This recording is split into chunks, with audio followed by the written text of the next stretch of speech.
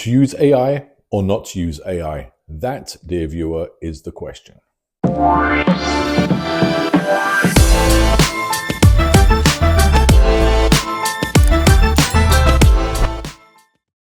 So welcome back to another video. I'm John and I'm your guide through the job application process, resume writing, interviewing, and helping answer and address employment questions. So one of the big things I'm hearing today, one of the concerns a lot of my clients are having is whether or not they are being impeded by using AI a lot more. And I must see this on a weekly basis, a few times every week, when a new client or a prospective client comes to me and says, I've written my resume using ChatGPT and I'm concerned that it's not getting through the application process. So in this video, what I'll be doing is talking about some of the pros and some of the cons of using AI. And if you are using one, what are some of the things that you should be watching out for? Now, I'm trying to be as objective and as impartial as possible because a lot of what I do is writing client CVs and working with them to prepare their resumes. But I'm aware that, things change, technology changes, and a lot of jobs, in essence, which once upon a time we relied on greatly, will become obsolete. So, but in the meantime, I think we're still in that very transitional period where we have to weigh the pros and cons of using a new technology, especially in something as important as applying for a new job. So it's estimated that 97% of companies are using AI to a certain degree to prepare job postings and job descriptions. And I think that most, if not all of them, are using an ATS, which in essence is an artificial intelligence platform. They're using an ATS to screen resumes in or screen resumes out of the application process. So should job applicants follow suit and equally use AI? Now, there are some definite benefits of using an AI platform such as ChatGPT, My Perfect Resume, Google Gemini. There are some definite benefits to using an AI to write a resume, especially for somebody who perhaps has never written one before and doesn't know where to start. If, say, they're applying to in an English-speaking country such as the UK, US, Canada, and English is their second language, it can give them a degree of confidence that they're creating something fairly well written.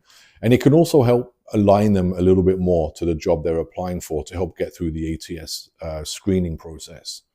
On the downside, on the negative side, is that according to the results of a recent survey of 650 hiring managers, use of an AI platform might not be serving candidates very well. From my experience, I tend to be able to recognize an AI-written resume. The overall language and presentation can be very clunky, very challenging, and it will tend to use terminology and phraseology that one wouldn't generally use in everyday conversation, and definitely one wouldn't use when writing a resume. The results can be very formulaic, and no pun intended, it can sound very, very robotic. Some of the obvious things that a reader will notice in an AI written resume is, one, it will be American English, which is fine if you're in the US. If you're in Canada, there are some differences between American and Canadian English. But it will be very noticeable if you're using an AI, ChatGPT, for example, to create a CV and apply for jobs in the UK.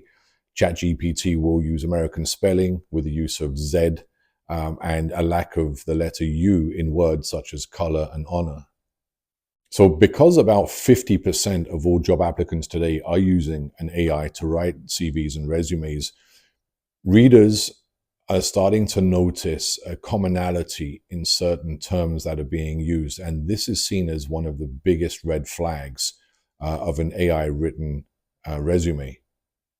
So the 5 of that survey that was held last year, the 5 common and biggest red flag terms that are used in a resume are delve, showcasing, pivotal, realm, and intricate. Now, from my experience writing CVs or resumes and reading thousands of them, these aren't terms that you would see really on a very regular basis. Now, I've noticed that people in more technical fields, software engineering, programming, coding, just to give a few, tend to be the biggest adopters of using AI. The downside to this is that tech recruiters, tech hiring managers, as a group, is that group that spends the most time reading resumes. They'll go through everything line by line. You know, they're used to reading pages of code to validate everything is correct. So they'll spend a lot more time with a resume. So things that don't quite make sense, things that seem out of place, will jump out at them a lot more. So of that surveyed group, 53% actually indicated they have a strong dislike for AI resumes. And obviously this will impact their thoughts about the applicant. An AI written resume is actually seen as the biggest cause of rejection, more so in fact than job hopping or having a lot of typos in a resume. Using an AI to write a resume can be beneficial. You know, looking at the earlier reasons I gave it at the top of this video, it can be a good starting point for writing a resume, but don't stop there. If you are using an AI, consider it only as the framework for your resume, for your CV. You'll have to go through it line by line and remove complicated terms, strange phrases, embellishments, which tends to happen a lot with AI-generated CVs and resumes. You'll have to go through it line by line, importantly, to make sure that the nuances of your voice and who you are as a person are somehow incorporated into the content. Don't just assume that because you put in a few keywords that the results will be a perfectly crafted resume.